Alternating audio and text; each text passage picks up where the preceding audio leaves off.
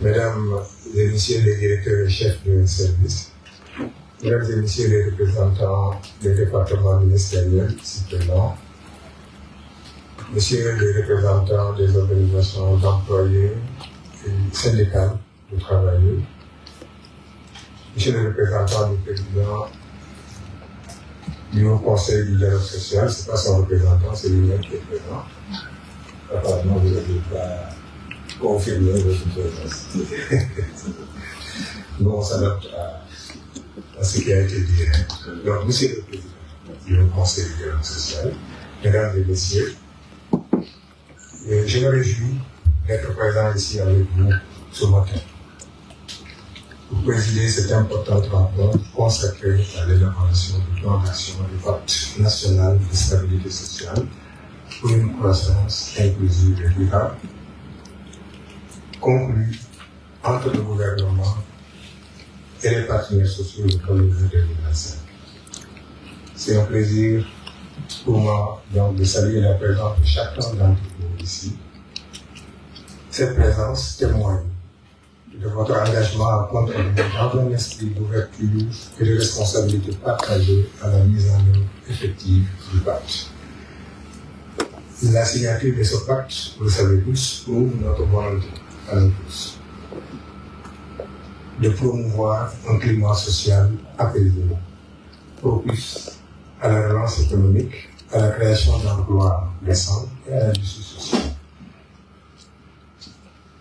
Il s'inscrit aussi dans la vision stratégique de son Excellence, M. le Président de la République, qui a fait du dialogue social et qui fait du dialogue social un levier central de développement économique et social pour notre pays.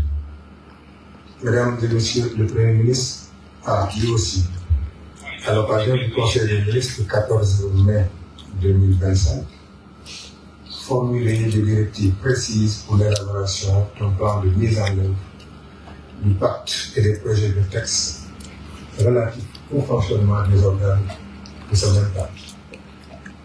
Dans la foulée, il a demandé au gouvernement d'identifier les engagements qui pourraient être pris en charge dans la prochaine loi de finances rectificative.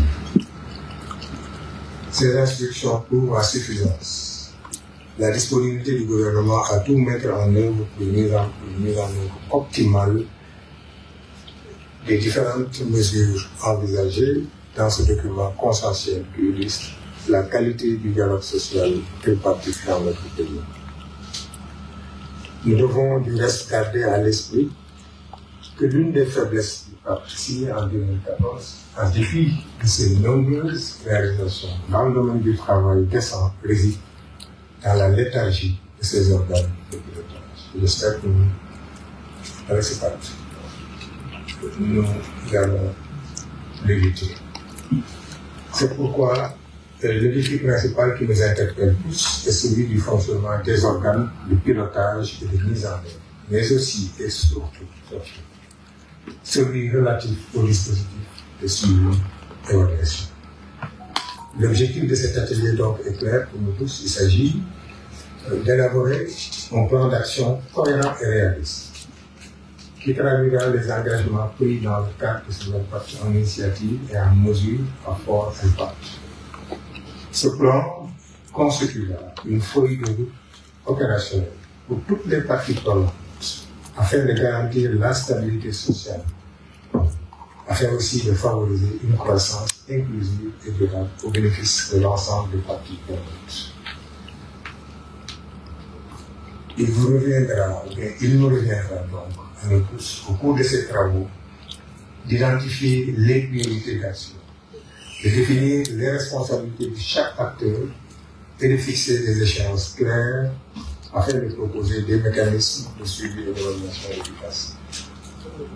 J'ai la forte conviction qu'avec ce nouveau contrat social, le monde du travail, qui est certes à la croisée des chemins, aura l'opportunité historique de parachever les réformes nécessaires à la hauteur de nos ambitions en faveur du progrès social, de la justice sociale et de la relance économique.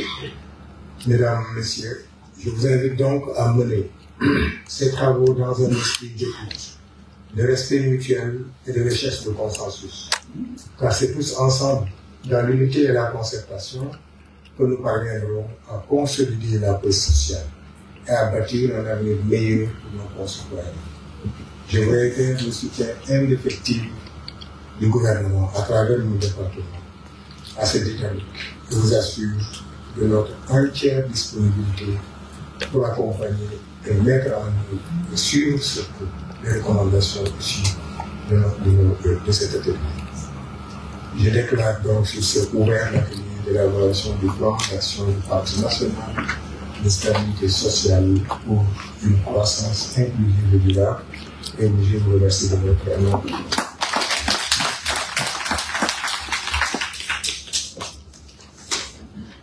Merci. Donc, nous allons donc continuer avec la présentation du Pacte national de stabilité sociale. La présentation sera faite par la DGS et ce sera M. Amin Fall. M. Fall, notre Fall. Merci, M. le ministre. Merci de m'avoir donné la parole.